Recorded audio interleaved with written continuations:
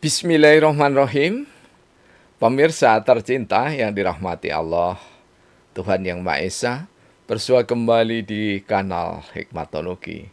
Monolog sederhana mengajak diri kita masing-masing berpikir kian melembut, cerdas, dewasa, bijaksanakan hati nurani, berdasar kitab suci, agama kepercayaan yang kita yakini. Tentu saja upaya serius terus-menerus tak kenal putus untuk menghayati, mempedomani, mengamalkan Pancasila niscaya dalam kehidupan sehari-hari. Pemirsa yang dirahmati oleh Allah Subhanahu wa taala, Tuhan Yang Maha Esa, mohon maaf beberapa hari kanal Hikmatologi absen karena ada kegiatan yang dalam pandangan kami sangat istimewa. Mengapa istimewa? Karena Kongres ke-12 Pancasila di Universitas Gadjah Mada, Yogyakarta tercinta. Menjadi penting karena isu yang diangkat sungguh sangat mempesona berkaitan dengan ruh Pancasila, perkalian dengan keberadaan Republik, kemudian etika dan moral.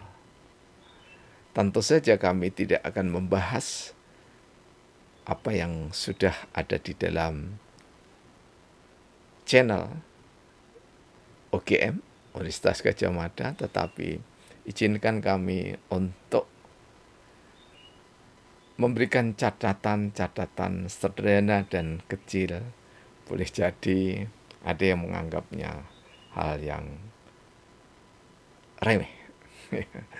Tetapi sekali lagi kami menganggap bahwa sekecil apapun catatan, insya Allah berguna. Hal yang mendasar di dalam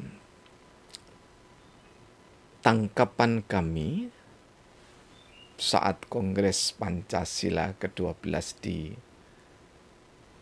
Balai Senat Universitas Gadjah Mada, Yogyakarta, yang sangat monumental dan legendaris, diresmikan oleh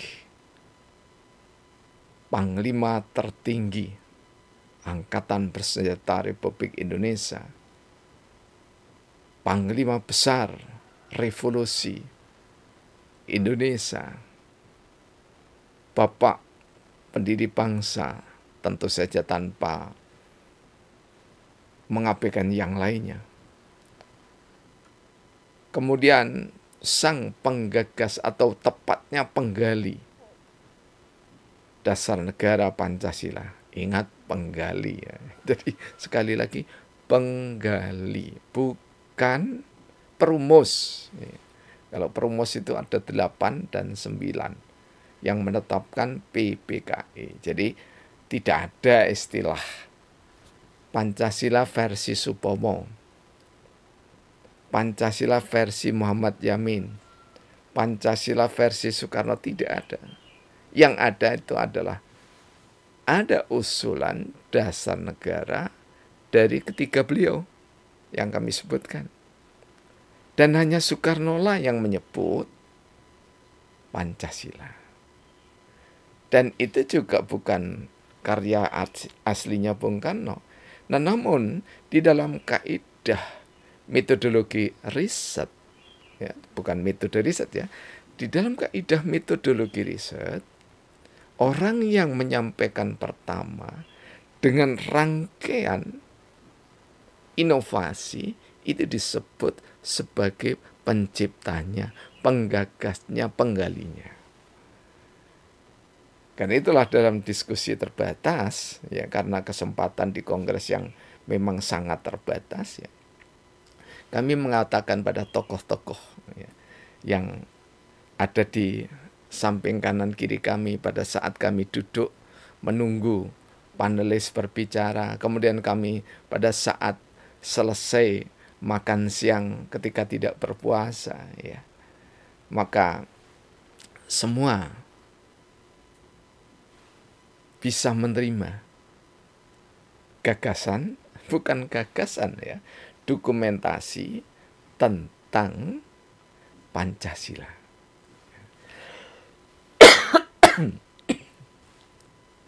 Mohon maaf ya. Dokumentasi tentang dasar negara itu sudah final.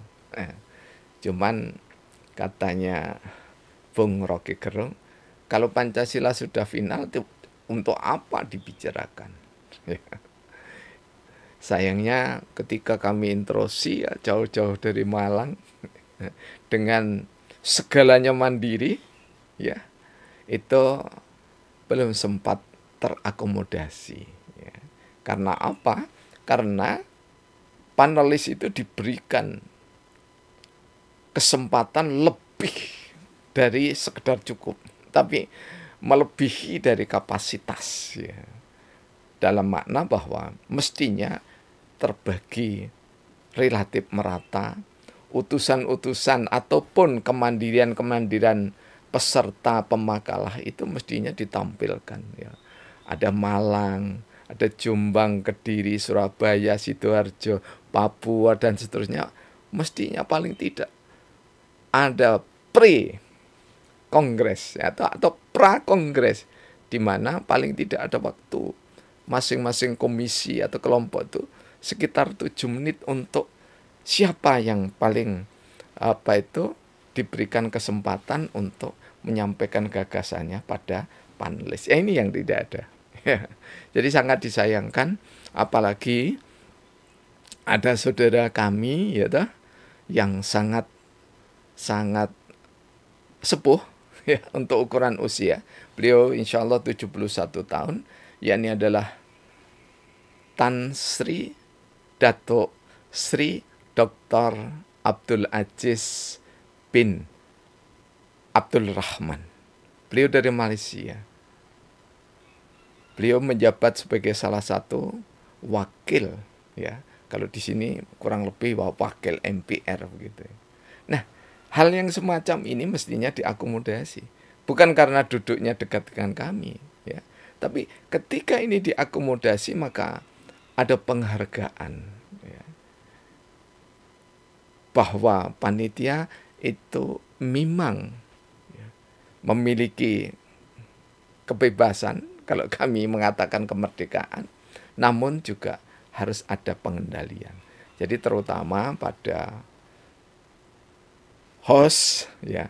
Kalau hostnya ya cantik-cantik dan terarah betul ya. Tetapi yang kami maksudkan pada moderator, ya. Karena ada moderator itu yang menurut kami patut untuk mendapatkan satu pembekalan dari para guru-guru besar, mohon maaf, di Universitas Gadjah Mada. Ya. Kita katanya tidak boleh alergi pada kritik. Ya. Ini sekedar kritik, ya, saran dari orang kampung Celaket, Kota Malang begini ya, bahwa moderator itu harusnya dibekali, ya, dibekali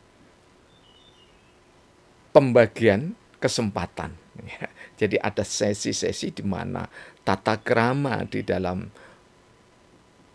pemberian kesempatan bertanya itu harusnya ada pada floor dan juga sedemikian merata dalam tanda petik, ya. Jadi merata tidak semuanya tentu saja, karena hampir 500-an gitu ya yang ada di dalam gedung, belum lagi yang di zona dunia maya, ya. Itu 1000 lebih gitu ya. Nah, jadi hal yang mendasar yang ingin kami sampaikan yakni adalah kita meninggalkan hikmat kepada Tuhan Yang Maha Esa. Mengapa? Karena di dalam Alkitab dijelaskan itu ya. Silahkan nanti dirujuk karena mudah mencarinya. Siapa yang meninggalkan hikmat Allah? Ini kata saudara-saudara kita ya. Kami tidak sinkristisme ya, tetapi ini bagian dari Bhinneka Tunggal Ika ya. Dan kami tidak mengimani ya yang sama dengan saudara-saudara kita, tapi kita menghargai. Jadi mengimani dengan menghargai itu berbeda. Ya. Nah, di dalam Alkitab sudah disebutkan kalau kita meninggalkan hikmat kepada Allah, maka dosa. Di ayat yang lain ya dikatakan bahwa ketika Sulaiman atau Solomon disuruh memilih, disodorkan harta, tidak dipilihnya. Disodorkan wanita, tidak dipilihnya. Disodorkan tahta, tidak juga dipilihnya. Tetapi Solomon memohon hikmat kepada Allah. Sama, dalam tanda petik ya, jangan sampai sama itu persis, sama itu tidak sama ya. Sama itu selaras. Selaras dengan Al-Quran dalam antara lain surah Al-Baqarah ayat 269 ya, bahwa siapapun yang diberikan hikmah oleh Allah, maka dia mendapatkan pencerahan, kebaikan yang tidak ada taranya. Jadi hal yang mestinya mendasar ya ketika kita berbicara Pancasila ya, ini tentu saja dalam perspektif kami yang boleh jadi salah bahkan tidak berguna ya. Dari perspektif hikmatologi yang saya turunkan dari hikmah ya, surah tadi yang kami sebutkan Al-Baqarah ayat 269, kemudian kami turunkan ya menjadi hikmah kepada Tuhan yang Maha Esa. Jadi ayat atau sila keempat saya gabungkan dengan sila ke-1.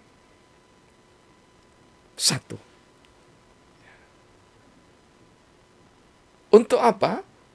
Untuk grand teorinya. Ketika kita sampai pada grand teori di dalam kaidah atau tata krama metodologi penelitian, yakni adalah grounded research, ya, maka seseorang sepatutnya memiliki atau menetapkan grand teorinya. Ya. Di dalam buku metodologi riset kita seringkali menemui ya, seperti Khuluqun Ra'yin gitu ya, Nung Muhajir dari insya Allah dulu IKIP Negeri Yogyakarta yang sekarang menjadi Universitas Negeri Yogyakarta atau UNJ. Itu mencantumkan grand teorinya adalah setiap orang adalah pemimpin dan setiap pemimpin niscaya mempertanggungjawabkan kepemimpinannya. Nah, sungguh indah jika Kongres Pancasila ya itu tidak saja menerangkan tema tetapi berangkat dari grand teori. Ya. Kalau kami mohon maaf itu mulai dari the supreme of grand theory ya, yakni adalah hikmah ya, kemudian turun menjadi grand theory hikmah kepada Tuhan yang Maha Esa. Mengapa hikmah kepada Tuhan yang Maha Esa? Karena kita ada di dalam rengkuan Pancasila ketika berbangsa dan bernegara ya. Pada saat kita berada di dalam rengkuan Pancasila yang merupakan anugerah rahmat tertinggi di dunia. Ya, kami tidak menyebut sekedar Indonesia. Rahmat tertinggi di dunia sebagai dasar negara sekaligus ideologi bangsa. Ya. Maka menjadi niscaya kita bersumber dari Pancasila, maka kita tumbuh kembangkan ilmu pengetahuan. Bersumber dari Pancasila, kita tumbuh kembangkan teknologi. Ya. Karena di dalam Pancasila itu satu-satunya dasar negara dan ideologi bangsa di dunia ini yang syarat dengan makna. Jadi kalau kita hanya sekedar mengumpulkan rekomendasi bahwa Pancasila itu perlu diwujudkan, diwijawantakan, dimanifestasikan di dalam kehidupan berbangsa, bernegara, berpolitik, berbudaya, berekonomi. Nah, itu hal yang saya pikir landai-landai saja ya. Tidak bermaksud apa-apa, tapi itu baik ya. Tetapi sungguh akan lebih baik jika menukik. Ya. Jadi dalam, mengangkasa, kemudian meluas. Apa maknanya? Bahwa berangkat dari grand theory ya, tidak harus sama dengan grand theory yang saya sampaikan, karena masing-masing pribadi memiliki ketertarikan dan fokus yang berbeda. Karena tertarik pada fokus yang berbeda itulah makanya ya kami sebetulnya sempat interupsi saat Bung Rocky Gerung mengatakan bahwasanya Pancasila itu kalau memang sudah final ya tidak perlu didiskusikan. Ya, ini kesalahan fatal ya, boleh jadi hanya terpleset ya, karena beliau itu orang yang cerdas, yang dikagumi anak-anak muda. Karena apa? Karena banyak kutipannya, hafalannya banyak sekali ya, kami hormat itu ya. Jadi pendapat ini, pendapat ini, pendapat ini, pendapat ini, dan seterusnya, banyak sekali. Tapi hal yang patut jangan dilupakan, terutama generasi muda, jika Anda sudah berpendapat, maka Anda harus memiliki pendapatan. Artinya apa? Silahkan Anda kutip 1000 filsuf. Silahkan Anda kutip 1000 ahli public policy. Silahkan Anda kutip 1000 ahli moral. Tetapi 1001-nya adalah Anda sendiri. Ya. Jadi seorang guru ini yang diamini ya, jadi dikatakan oleh, ya betul, begitu, oleh Tan Sri yang kami sebut di depan, disebut guru ketika kita mengumpulkan ragam pendapat, yang terakhir pendapat kita sendiri. Betapapun sederhananya. Pemirsa yang dirahmati oleh Allah Subhanahu wa taala. Jadi ketika kita berbicara hikmatologi, maka harusnya tidak ada ya. Kalau orang sudah mengenal ini, ada saudara kami yang sudah mengenal kitab Injil begitu ya, Alkitab begitu ya. Tetapi ketika ada seseorang yang berbicara Pancasila dalam perspektif Islam, dia mengatakan, kok semua dibawa ke Islam? Padahal kalau di dalam hikmatologi, ya saya yakin para cerdik cendekia juga berpendapat hal yang demikian, setidaknya selaras. Ya. Ketika kami kanal hikmatologi berbicara Pancasila dari perspektif Islam, maka saudara-saudara kami akan berbicara dalam perspektif Hindu, Buddha, Konghucu, Katolik, Kristen, kepercayaan atau penghayat kepada Tuhan Yang Maha Esa. Dan bagi kami, sebagai warga negara, agama dan kepercayaan itu sejajar. Ya. Sejajar itu artinya apa? Ya tidak ada yang harus merasa lebih unggul, lebih hebat begitu. Karena dalam diskusi-diskusi terbatas itu ya, kelompok tertentu itu merasa lebih berhak menafsirkan Pancasila. Ya. Dari sinilah kemudian timbul saudara-saudara kami yang muda-muda, terutama mahasiswa, saya sangat salut itu ya. Kemudian merekomendasikan Pancasila sebagai ideologi terbuka. Ya, kami yang pernah muda ya hanya diam saja. Mengapa? Supaya tidak terjadi polemik begitu ya. Karena apa? Referensi anak muda itu biasanya ya, apalagi diantarkan oleh dosen muda yang pustakanya 2000 ke bawah, tidak boleh dikutip. Ya, padahal kalau kita lacak ini ya, ini yang kami tuding ini ya. Ini ya. Ini adalah tahun 59 itu ya. Ya. Tahun 60 ya. Mengapa masih perlu? Ya, di dalam berbicara di tengah kaidah ilmu sosial, semakin kuno, saya yakin itu kalau cendekiawan, semakin kuno yang dikutip sampai kini, maka itulah yang insya Allah lengkap. Bukan yang terbaik ya, tapi lengkap. Dan semakin lengkap, maka semakin banyak kosakata dirangkai, semakin banyak hikmatologi disajikan. Mudah-mudahan hal yang sederhana ini mampu untuk menggugah semangat terutama anak-anak kami yang mahasiswa. Ada yang baru semester awal-awal begitu ya, semester 3 atau 2 begitu ya, kami kurang paham ya. Ada yang sudah semester 7, insya Allah semester 3 ya. Ada semester 5, ada yang semester 7 ya. Sungguh luar biasa. Ada yang sedang menempuh doktoral, kemudian ada yang menempuh magister. Tapi yang jelas, penghargaan setinggi-tingginya kepada Universitas Gadjah Mada yang telah memberikan kesempatan kepada kami untuk ada di tengah-tengah universitas yang tidak saja fenomenal tetapi legendaris. Universitas tertua yang dimiliki tidak saja Kesultanan Mataram era Sinuhun Kanjeng Hamengkubuwono ke-10, tetapi milik Indonesia. Itulah Universitas Gadjah Mada dan seluruh perguruan tinggi yang ada di manapun itu tidak sekedar milik Pati, milik Klaten, milik Surakarta, tetapi itu milik Indonesia. Ketika kita kongres Pancasila ke-12 di Universitas Gadjah Mada, Yogyakarta, maka itu adalah milik Yogyakarta. Tetapi lebih dari itu adalah milik Indonesia. Bahkan kami lama sekali menyuarakan sejak kami ada di radio dan televisi lokal, ya, era 2000-an bersama Ki Jatikusumo mengatakan bahwa Pancasila harusnya dimulai dari bumi Indonesia dan mencuat secara damai di dunia. Terima kasih. Insya Allah nanti bersambung dengan bahasan yang lebih fokus lagi.